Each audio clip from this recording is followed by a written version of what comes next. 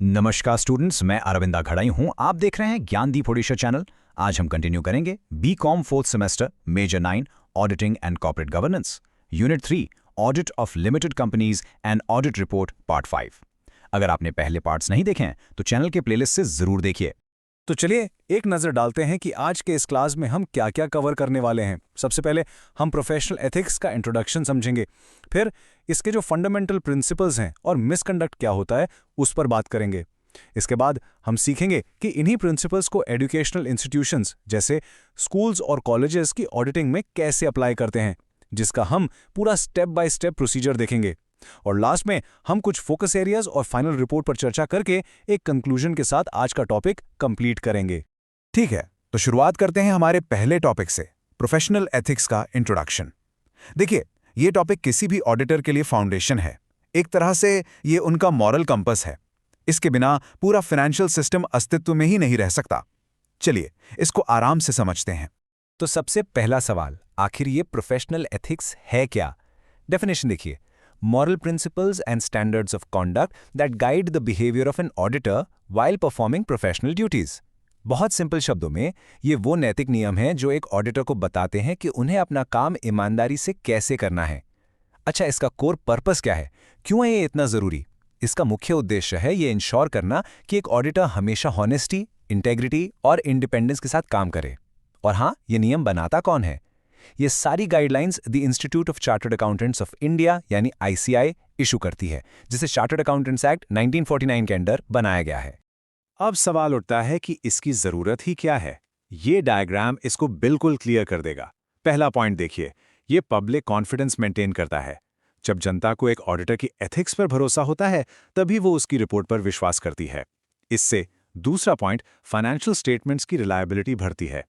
ये share holders के interest को प्रोटेक्ट करता है, अच्छे कॉर्पोरेट गवर्नेंस को प्रमोट करता है और सबसे इंपॉर्टेंट, इस प्रोफेशन की डिग्निटी यानी गरिमा को बनाए रखता है। अब इस नोट पर खास ध्यान दीजिए, ये इस पूरे कॉन्सेप्ट का सार है। If the public loses faith in an auditors ethics, the financial statements of a company become meaningless to investors. मतलब अगर लोगों का ऑडिटर पर से भरोसा उठ गया तो सारी फाइनेंशियल रिपोर्ट्स बस कागज के टुकड़े बनकर रह जाएंगी। ठीक है, तो अब जब हम समझ गए हैं कि एथिक्स क्यों जरूरी हैं, तो चलिए अब उन मूल सिद्धांतों को देखते हैं जो आईसीआई के मुताबिक हर एक ऑडिटर को फॉलो करने ही पड़ते हैं। इन्हें आप पिलर्स ऑफ ट्रस्ट या विश्वास के स्तंभ भी कह सकते हैं। ये 5 प्रिंसिपल्स ही पब्लिक ट्रस्ट की नींव है। सबसे पहला है इंटेग्रिटी यानी ईमानदारी। ऑडिटर को हमेशा सीधा और सच्चा होना चाहिए। दूसरा है ऑब्जेक्टिविटी यानी निष्पक्षता। इसका मतलब है कि ऑडिटर के पर्सनल रिश्ते या कोई लालच उसके प्रोफेशनल डिसीजंस पर हावी नहीं हो सकते। तीसरा, प्रोफेशनल कॉम्पिटेंस, मतलब ऑडिटर के पास जरूरी नॉलेज और स्किल होनी चाहिए और उसे समय के साथ अपडेट भी करते रहना चाहिए। चौथा है कॉन्फिडेंशियलिटी, क्लाइंट की बिजनेस इंफॉर्मेशन को गुप्त रखना एक ऑडिटर की बहुत बड़ी जिम्मेदारी है। और पांचवा है प्रोफेशनल बिहेवियर, यानी ऐसा बर्ताव करना जो इस प्रोफेशन की इज्जत को बढ़ाए और सारे कानूनों का पालन करे। चलिए ऑब्जेक्टिविटी के प्रिंसिपल को एक एग्जाम्पल से समझते हैं। इसका रूल है कॉन्फ्लिक्ट ऑफ इंटरेस्ट से बचना, मतलब ऐसी किसी भी सिचुएशन से दूर रहना जहां आपका पर्सनल फायदा और प्रोफेशनल ड्यूटी आमने सामने आ जाएं। स्लाइड पर दिया गया एग्जाम्पल बिल्कुल परफेक्ट है। सोचिए आप एक ऑडिटर हैं। आप उस स्कूल को ऑडिट नहीं कर सकते जहां आपका भाई या बहन प्रिंसिपल हैं। क्यों? क्योंकि इससे आपके निष्पक्ष रहने पर सवाल उठ सकता है। हो सकता है आपका डिसीजन पर्सनल रिश्ते से प्रभावित हो जाए। इसीलिए ऐसे केसेस में ऑडिटर को काम एक्सेप्ट ही नहीं करना चाहिए। अब आते हैं अगले प्रिंसिपल पर, कॉन्फिडेंशियलिटी यानी क्लाइंट की इंफॉर्मेशन की सुरक्षा करना। मान लीजिए आप एक यूनिवर्सिटी का ऑडिट कर रहे हैं और आपको पता चलता है कि वो एक बड़ी जमीन खरीदने की प्लानिंग कर रहे हैं। ये एक बहुत ही सेंसिटिव इंफॉर्मेशन है, राइट? अब एक एथिकल ऑडिटर इस जानकारी को अपने फायदे के लिए किसी रियल एस्टेट एजेंट को नहीं बता सकता। ये प्रोफेशनल एथिक्स के खिलाफ है। हाँ, अगर कानून या कोर्ट उस इंफॉर्मेशन देने के लिए कहती है, वो एक अलग मामला है। तो क्या होता है जब कोई ऑडिटर इन प्रिंसिपल्स को तोड़ता है? इसे कहते हैं प्रोफेशनल मिसकंडक्ट। लेफ्ट कॉलम में इसके कुछ एग्जाम्पल्स हैं, जैसे बिना सीए क्वालिफिकेशन के प्रैक्टिस करना या किसी नॉन मेंबर के साथ प्रॉफिट्स शेयर करना। अगर कोई ऑडिटर ऐसा करते हुए पकड़ा जाता है तो उसके परिणाम यानी कॉन्सिक्वेंसेस आप राइट कॉलम में देख सकते हैं।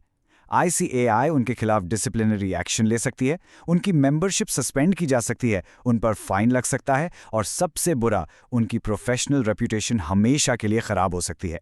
अब एक बार शॉर्ट में रिवाइज कर लेते हैं इस टॉपिक को। हमने पढ़ा कि प्रोफेशनल एथिक्स वो मॉरल प्रिंसिपल्स हैं जो ऑडिटर को गाइड करते हैं और पब्लिक कॉन्फिडेंस बनाए रखते हैं। इसके 5 मूल सिद्धांत हैं: इंटेग्रिटी, ऑब्जेक्टिविटी, कॉम्पिटेंस, कॉन्फिडेंशियलिटी और प्रोफेशनल बिहेवियर। इन नियमों को तोड़ना मिसकंडक्ट कहलाता है, जिसके परिणाम फाइन से लेकर मेंबरशिप सस्पेंड होने तक हो सकते हैं। एग्जाम से पहले इन पॉइंट्स को ऐसे ही याद रखिएगा। ठीक है, तो ये था प्रोफेशनल एथिक्स का थ्योरी वाला पार्ट। अब हम देखेंगे कि इसको प्रैक्टिस में कैसे लाते हैं। हमारा अगला मॉड्यूल है ऑडिट ऑफ एजुकेशनल इंस्टीट्यूशंस, जैसे कि आपके स्कूल्स और कॉलेजेस। चलिए देखते हैं कि इनका ऑडिट कैसे होता है। तो सबसे पहले एक एजुकेशनल इंस्टीट्यूशन का ऑडिट होता क्या है? सिंपल है, ये स्कूल्स, कॉलेजेस और यूनिवर्सिटीज के फाइनेंशियल अकाउंट्स की एक सिस्टमैटिक जांच है। अब आपके मन में आ सकता है कि ये तो नॉन प्रॉफिट ऑर्गेनाइजेशंस होते हैं, तो इनका ऑडिट इतना ज़रूरी क्यों है? यही तो मेन पॉइंट है।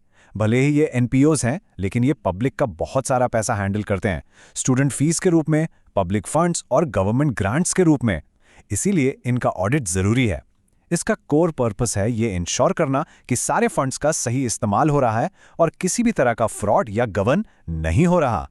एक एजुकेशनल ऑडिट के मुख्य उद्देश्य क्या होते हैं, ये डायग्राम देखिए। पहला, सारी इनकम को वेरीफाई करना, जैसे फीस से कितना पैसा आया। दूसरा, ये चेक करना कि गवर्नमेंट से मिली ग्रांट्स और डोनेशंस का इस्तेमाल सही से हुआ है या नहीं। साथ ही सारे खर्चों की जांच करना। इसके अलावा फ्रॉड और एरर्स का पता लगाना और ये भी देखना कि संस्थान सारे लीगल रूल्स एंड रेगुलेशंस को फॉलो कर रहा है या नहीं। मूल रूप से ये उस इंस्टीट्यूशन का एक कंप्लीट फाइनेंशियल हेल्थ चेकअप है। तो एक ऑडिटर ये सब काम आखिर करता कैसे है? चलिए, अब हम एक्चुअल ऑडिट प्रोसीजर को स्टेप बाय स्टेप समझेंगे।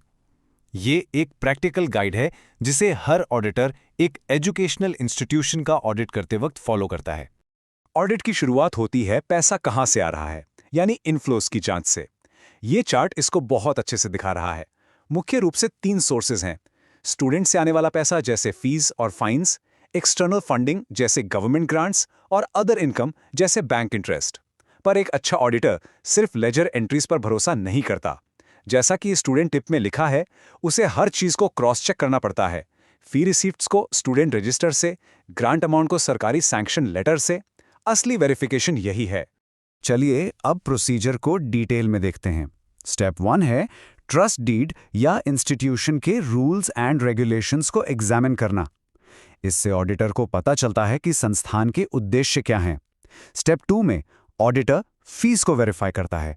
वो फी रजिस्टर को बैंक स्टेटमेंट से मिलाता है।